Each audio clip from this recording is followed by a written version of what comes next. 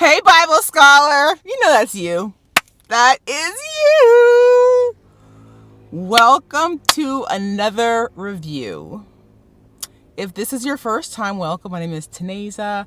I am the mother of 3 beautiful kids, mom of 3 in NYC, living in the heart of New York City. I am on an adventure. I have never ever read the Bible, and I'm doing it for the first time this year. I would love for you to join me. All you have to do, smash that subscribe button below. Oh, and please turn on your post notifications so that you know when I'm uploading. Please, please, please. And please share these videos with anyone you think will be interested in studying the Word. On my day ones, hey, Miss Arlene. Guys, it's bittersweet today. Today is our last review of Numbers. I'm so proud of us, but so sad at the same time. I can't believe it. All right, first, let's get through it, okay? Today's a review of Numbers, chapters 31, 32, 33, 34, 35, and 36. Let's get started. Chapter 31, the Lord tells Moses to gather the Israelites to attack the Midianites, 1,000 men from each of the tribes. So it was a total of 12,000 soldiers. I wanted to read for you verses 7 and 8 out of chapter 31. Verse 7, they fought against Midian as the Lord commanded Moses and killed every man. Verse 8, among their victims were Evi, Rechem, Zori, Hor, Reba, the 5 kings of Midian. They also killed Balaam, son of Beor, with the sword. After the battle, verse 27, the Lord told Moses to divide the spoils between the soldiers who took part in the battle and the rest of the community. Moses selected 1 out of every 50 people and animals to give to the Levites, who we know take care of the temple. All right. Chapter 32, the Reubenites and the Gadites. Apologies if I'm mispronouncing these guys. I'm doing the best that I think that they're pronounced. The Reubenites and the Gadites saw that the land of Jazer and Gilead were suitable for livestock. That is the land east of the Jordan. They approached Moses and Eleazar. Remember, he's like Moses' mentee. They really wanted the land, and they agreed to fight with their brothers. I wanted to read chapter 32, verse 5. If we have found favor in your eyes, they said, let this land be given to your servants as our possession. Do not make us cross the Jordan. They wanted to stay there. Moses reminded them of the Lord's vow to allow no one except for Caleb and Joshua to see the promised land. Verses 26 and 27 of chapter 32. Verse 26, our children and wives, our flocks and herds will remain here in the cities of Gilead. Verse 27, but your servants, every man armed for battle, will cross over to fight before the Lord, just as our Lord says. Numbers chapter 33. This is all the stages in the Israelites' journey. From this land to this land, from Alush to Rephidim, from Rephidim to the desert of Sinai. It literally goes stage by stage. And you know what, guys? As I was reading this, I was like, wow, the Lord is so specific when he takes his people places. Maybe the Lord does even care about our housing. Have you guys ever looked for a house or for an apartment? Maybe bring God into that decision because he cares. This shows that he cares everywhere they dwelled. Everywhere, every step of the way. I wanted to read, so I have in my notes, Numbers 33, all about the stages in Israel's journey. I wanted to read verses 50, 51, 52, and 53 of chapter 33. 33 verse 50, on the plains of Moab by the Jordan across from Jericho, the Lord said to Moses. Verse 35, speak to the Israelites and say to them, when you cross the Jordan into Canaan. Verse 52, drive out all the inhabitants of the land before you. Destroy all their carved images and their cast idols. Demolish all their high places. Verse 53, take possession of the land and settle in it, for I have given you the land to possess. Verse 54, one more. It's getting good. Verse 54, distribute the land by lot according to your clans. To a larger group, give a larger inheritance, and to a smaller group, a smaller one. Whatever falls to them by you will be theirs. Distribute it according to your ancestral tribes. Again, the Lord is in the details. All right. So in Numbers chapter 34, this is all about Israel's borders. God reminds Moses, I have in my notes, to command the Israelites, the land they're coming to is an inheritance from God. Numbers chapter 34 reviews the boundaries of Canaan, north, south, east, and west.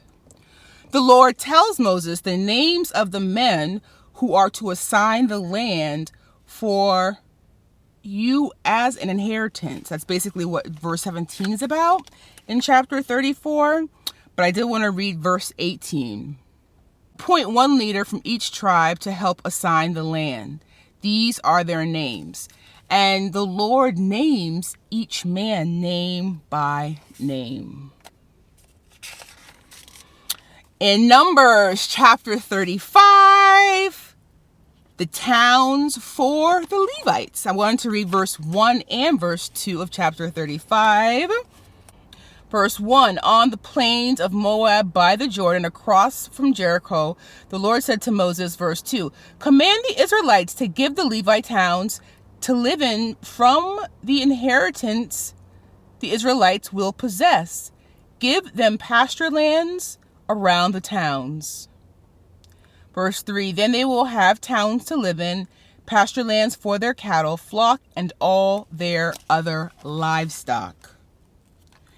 So 6 of the towns will be cities of refuge. There's going to be a total of 48 cities. And like city of refuge, who goes there? Those are for people who accidentally kill someone else. This is a place where they can safely flee.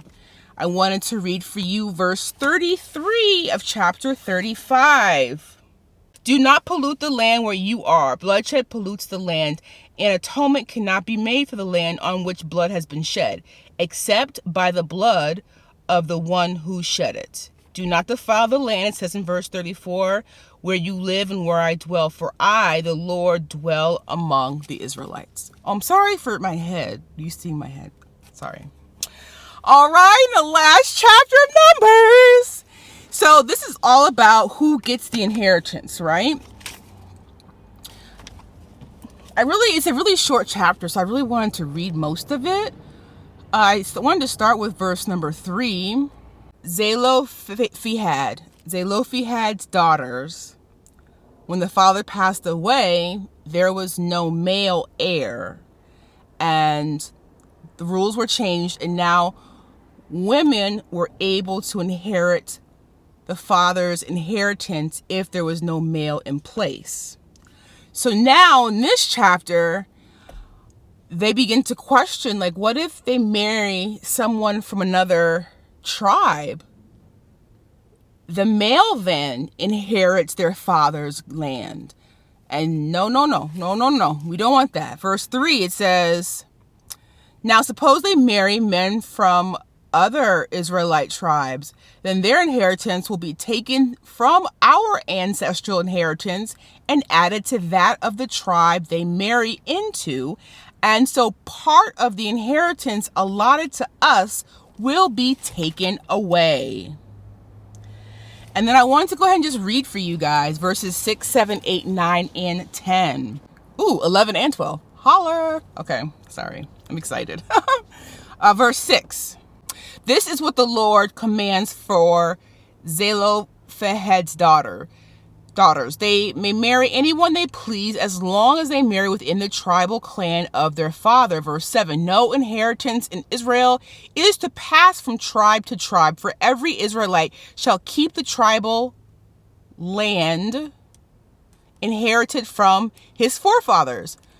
Verse 8. Every daughter who inherits land in any Israelite tribe must marry someone in her father's tribal clan, so that every Israelite will possess the inheritance of his fathers. Verse 9, no inheritance may pass from tribe to tribe, for each Israelite tribe is to keep the land it inherits.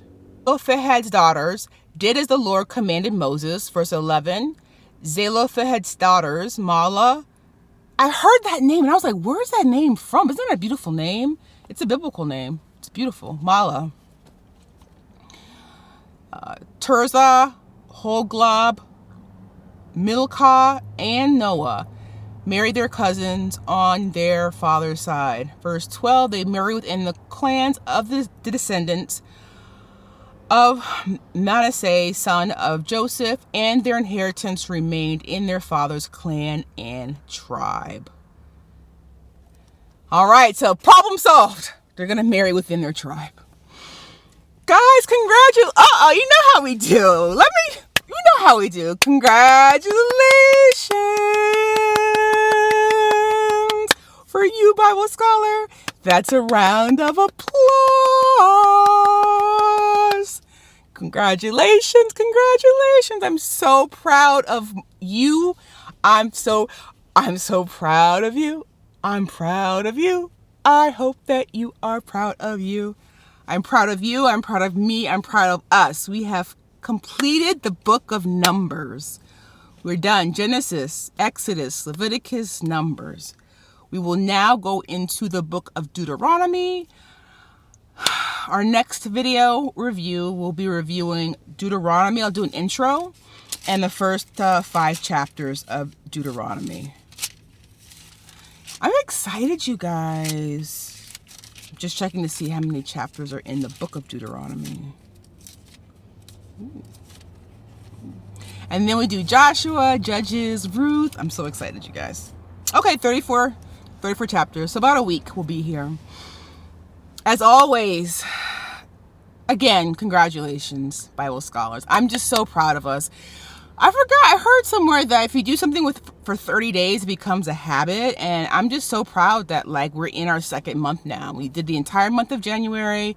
We're in week 1 of February and we're still going strong. So thank you for sticking with me on this adventure. I so appreciate each and every one of you all.